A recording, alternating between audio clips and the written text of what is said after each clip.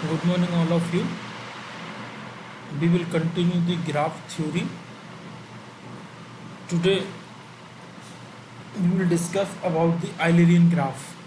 So, first we define the Euler's path.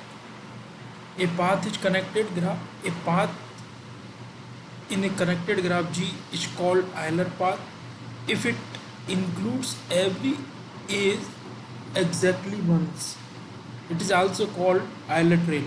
That means कि कोई भी एक पाथ है कनेक्टेड ग्राफ में, वो एक आयलर पाथ होगी यदि हम ट्रैवर्स कर रहे हैं एक वर्टाइसिस से दूसरे वर्टाइसिस की तरफ। जब हम ट्रैवर्स कर रहे हैं तो ग्राफ की जितनी भी एजेस हैं वो एग्जैक्टली एक बार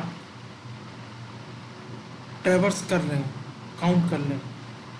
मतलब कोई भी जो ग्राफ होगा, पाथ होगा किसी कनेक्टेड ग्राफ में, वो आयलर पाथ कब होगा? जब हम ट्रैवर्स करें तो हर एज उसमें इंक्लूड होनी चाहिए और एज रिपीटेशन नहीं हो, तो ऐसे पाथ को हम आयलर पाथ कहेंगे। आयलर सर्किट एक close Euler path. Close Euler path means कि initial and terminal point should be same, then path is closed. A path is said to be closed if initial and terminal, that means origin and ending vertex are same, then path is called closed path. Similarly, a Euler path should be called Euler circuit if it is closed. So a closed Euler path, that means initial vertex and terminating vertex should be same. So a connected graph which has an Euler circuit is called Euler or Eulerian graph.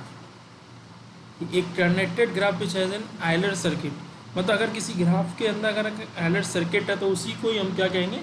Euler graph बोलेंगे या फिर उसको हम बोलेंगे Eulerian graph. So next we discuss about this some example of Euler path or Euler circuit or Eulerian graph. So which of the following graph has an Euler path or Euler circuit?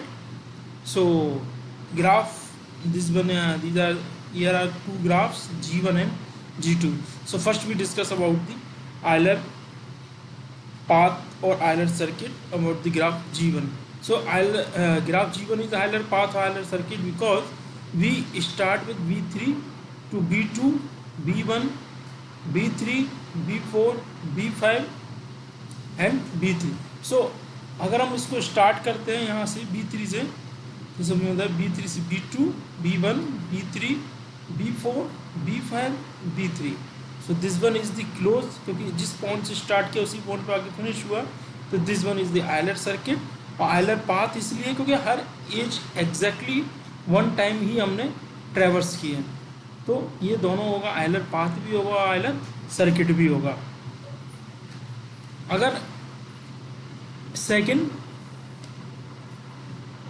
Example में हम यहाँ से हम कहीं से भी start करें, हम अगर यहाँ से स्टार्ट करते हैं तो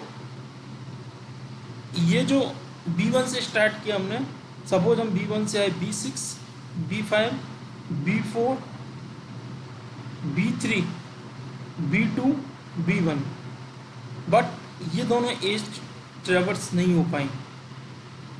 अगर हम ऐसे आते हैं B6, B2, फिर ऐसे B3, B5, तो ये पोर्शन ये एज रह जाएंगी. तो B6 तो ना तो ये आयलर पाथ है और ना ही आयलर सर्किट. आयलर सर्किट तो तब होता कि पहले आयलर पाथ होती, जब आयलर पाथ ही नहीं है तो आयलर सर्किट होने का कोई चांस ही नहीं है. और इसमें हम और डिस्कस करेंगे कि हम डिग्री के बिहाफ पे भी हम जज कर सकते हैं कि कौन सा आयलर पाथ और आयलर सर्किट है, वो हम आगे देखेंगे. कुछ हम पहले रिजल्ट्स को देखते हैं कि if a connected graph G is Eulerian, if a connected graph G is Eulerian then every vertex of G has even degree. अगर कोई ग्राफ आयलर ग्राफ होगा तो उसकी सारे के सारे जो वर्टेक्स होंगे वो सारे के सारे वर्टेक्स क्या होंगे? इवन डिग्री के होंगे. तो यहाँ हम अगर देखते हैं ग्राफ G1 में, तो यहाँ हर वर्टेक्स की डिग्री कितनी है, E1 है। B1, B2, B4 और B5 इनकी डिग्री 2 और B3 की degree 4। So all vertex having the degree 4, all vertex having the degree, all vertex having the degree are even.